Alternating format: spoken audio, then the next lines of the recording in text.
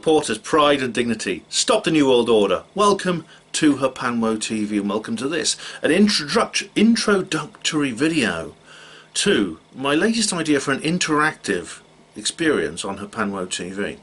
That's right, this is a watch party. It's the first one I've ever done. If it goes well, I might do some more. But this is a very, very topical one. It really, really is, and I appreciate everyone who joins me in taking part. I know I've been quiet for a little while, and that's because of the tragic events of a few days ago, which I explained in my last video, and I want to say a big thank you to everyone who's put comments on that video and sent me messages of condolences, and also your own messages of respect for Kev, and I really, really do appreciate that. That's very, very good of you. So, a watch party. What are we watching? Well, what is a watch party? Well, basically a watch party is just where you get together and you know, at home and watch something independently, rather than going out to the cinema or something. You often have them organised on Facebook and things like that, and this is a kind of a watch party. And so what we're going to watch, if you want to get involved in this, what do you have to do? Well, basically all you have to do is watch the film Soylent Green. You can watch it any way you like, on any platform you like. I found it on Amazon Prime.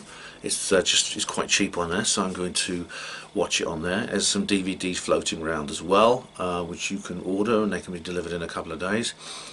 But because of the nature of people's schedules and how long it might take them to get through this, I've decided to do this over a longer period than I originally planned. What I originally planned to do was do this introductory video and then do the live stream the following evening.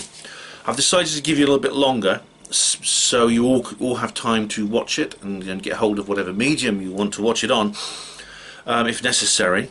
So what I'm doing is I'm doing the introductory video now, and there will be a live stream based on this at 7 PM GMT Sunday, at 7 PM Greenwich Mean Time on Sunday. So that's when you need to come back and join the live stream. I won't put up a separate notice for the live stream, so make a note of Sunday and what you're going to do Sunday 7 PM. That gives you 48 hours now, more than 48 hours to go out, watch the video and come back. So the reason I want to watch Soylent Green, and it's a film I've never seen before. A lot of people have talked about it. It was quite famous in the day. It's based on a 1966 novel called Make Room. And it's what I know about it from not having read it. I'm not going to, as I said before, I'm not going to read any spoilers. I'm going to avoid reviews and things like that. I'm going to address it with a pure mind, just like I do when I do my roving reviews. So I'm not going to look into anything backwards. I'm going to give you my first impressions of watching this film. But I am aware that it is a futuristic science fiction dystopian story. And it's dystopian, meaning it's a bad place, literally. So it's about it's a future world which is much worse than the present world, or the world in which it is made. And the real reason I want to watch this now is, in terms of the dating of the setting, it's no longer the future, it's the present, because the film is set in the year 2022, which is now the current year. The film was made it was actually released in 1973, and but it was set all this time in the future. What was then the future, 2022. Now, you may ask, for example, well, why do they set it in 2022? The answer, I think, is probably quite a simple one. They made the film. If the film was released in 1973. It was probably in production for at least a year before that, so it was probably well and truly in production in 1972, the previous year.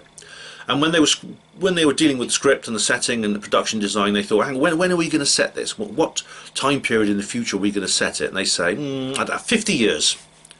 That's it. That's simply probably what they did. They simply decided to set it 50 years in the future, which is 2022. And I think this film is going to be very popular this year for that reason. It really, really is. It's funny, you know, because time, notional time is speeding up and things like that. And a lot of people, when they make these films and they set them a certain period in the future, usually sometimes it's not very far in the future. It's kind of within their lifetimes, for example. But they make assumptions about what the world will be like at that time in the future. And predictions, almost, you might say. And so the setting is essentially a projection forward in time to what the people in that day believe the future will be like. And when they make these films, it seems like it's so far distant in the future. Most people generally don't really project very far into the future in terms of their expectations. So when Blade Runner was made, was 1980. When Blade Runner was made, it was set in 2019. 2019, it could easily have been 2519. It was that far in the future that people just thought, well, you know, I'll maybe alive then. I'll be old, but who knows what the world will be like? Just set it in 2019. And so in November 2019, there were lots of jokes going around. I remember because it was Blade Runner month. There was someone I know who's like posted a video about how she was being followed on the train. She's been followed on a train, and there's somebody was following her, and I said, wait a minute, it's November 2019, you're in Los Angeles, are you sure it isn't a replicant? And this is similar. I mean, these years do come around. You know, Back to the Future year was 2015. The Running Man year was, I think that was also was that 2018. The Running Man, the one with Arnold Schwarzenegger. That's a good film. That actually, The Running Man, I must say, is probably one of the best predictions ever. It was made sometime in the 80s, set in I think it was 2018, and it very much predicted reality TV.